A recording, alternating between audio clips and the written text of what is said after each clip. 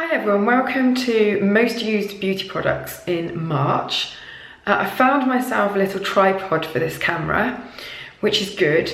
So I've got both hands free, and if you didn't see the one last month, this is basically, it's not a favourites video, it's the 5 things that I've used most. So I've gone back to again and again for whatever reason. So let's get started, if that's all clear. It's not that hard to grasp, is it? First thing that I've used absolutely loads, and this was in my favourites video as well, is the Frankincense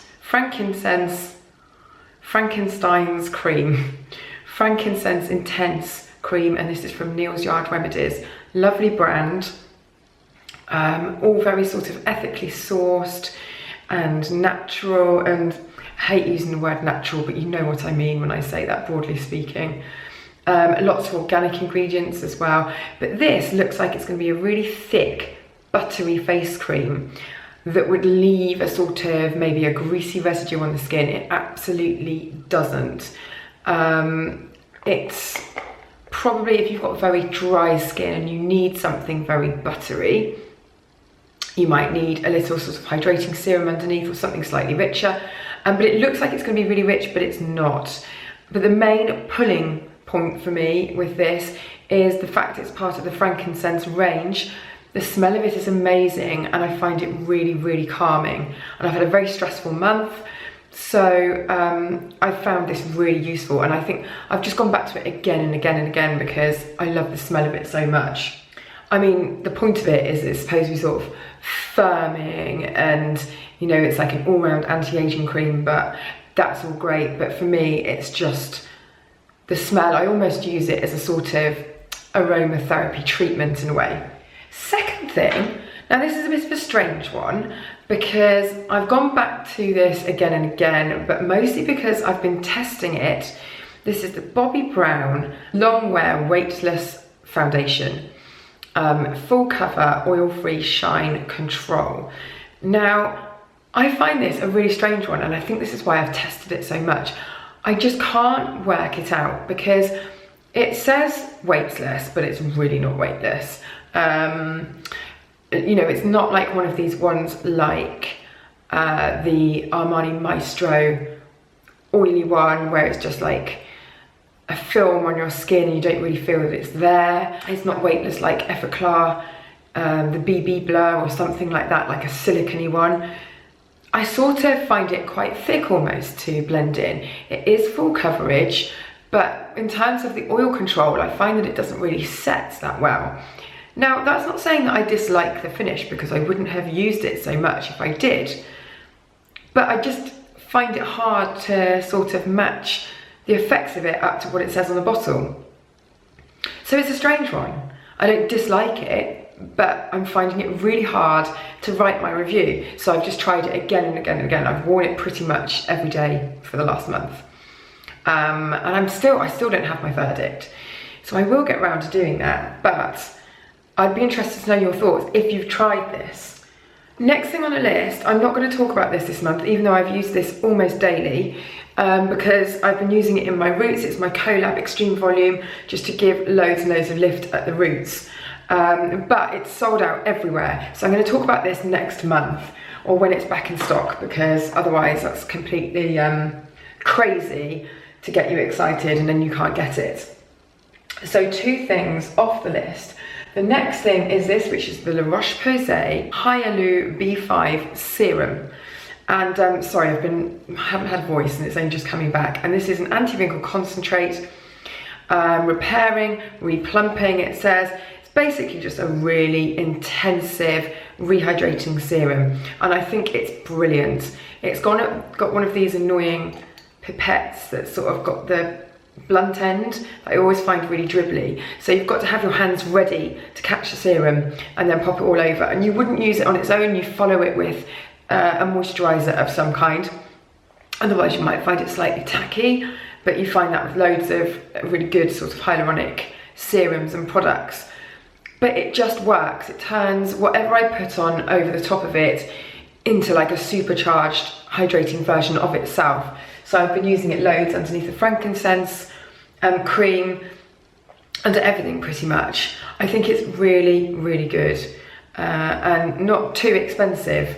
It's a good sort of affordable range, La Roche Posay. So worth looking into if your skin is just chronically dehydrated and nothing ever works and you want something to layer up under your other products. It's really, really good.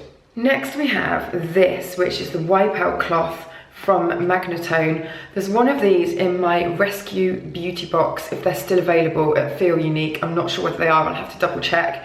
And it's a microfiber cleansing cloth.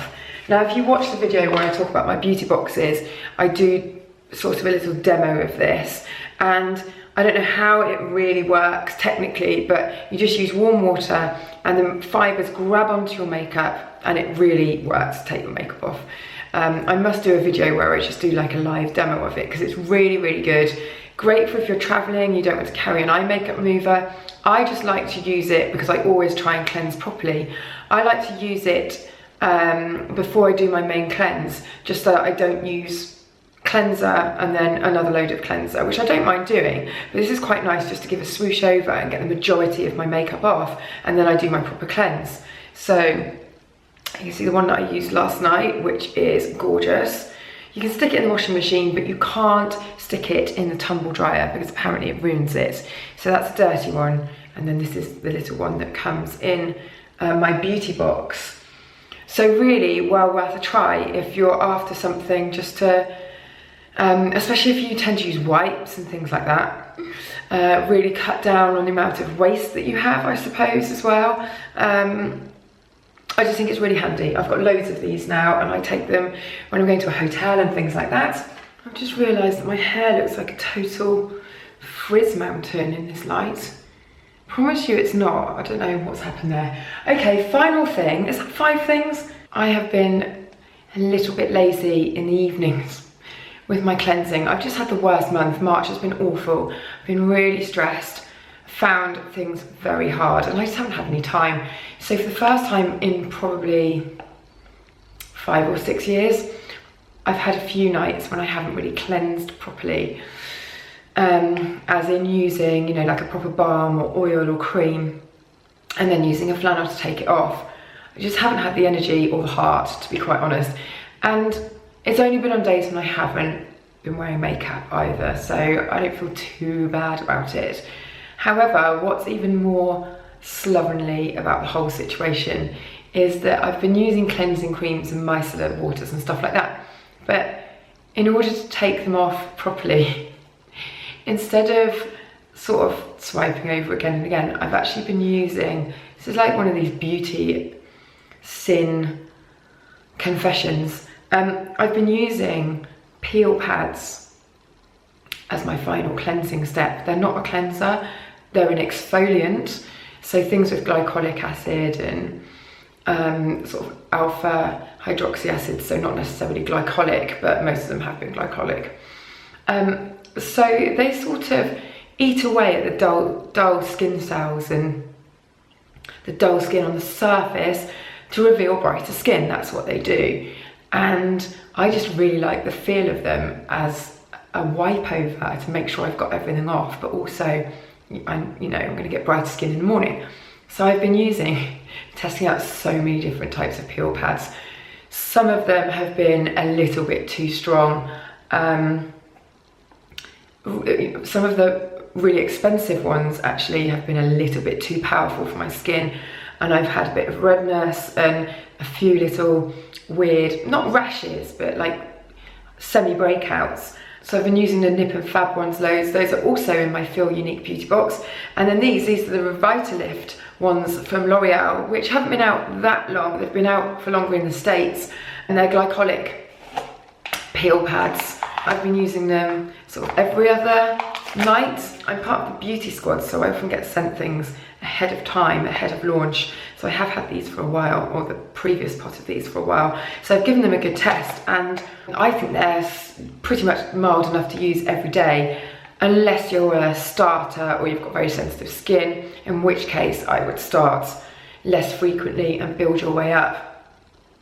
I mean, you don't need to use them every night. Lots of people do, but my skin can tend to go a little bit back backwards if I use too many exfoliants and too many sort of power things, if you catch my drift. My skin just goes, "Argh!" But I really like them. Brighter skin in the morning, and a really easy way. I've talked about peel pads before, just a really easy way to brighten your skin. They're non-abrasive. It takes about 2 seconds. Peel pads, pretty much for the win. And you just chuck them away afterwards. So those are my 5 things. I'm really sorry about my throat. This was supposed to be a very sort of dynamic, uplifting, jazzy kind of video. My body is not playing ball. But that's it for this month. It's really hard finding the 5 most used things. I have to be quite analytical about it. And it means that I have to sort of make notes on my iPhone all month, which is a bit of a pain in the arse. But hopefully you like it because you can see what I use loads. So that's it for this month. I shall see you next time.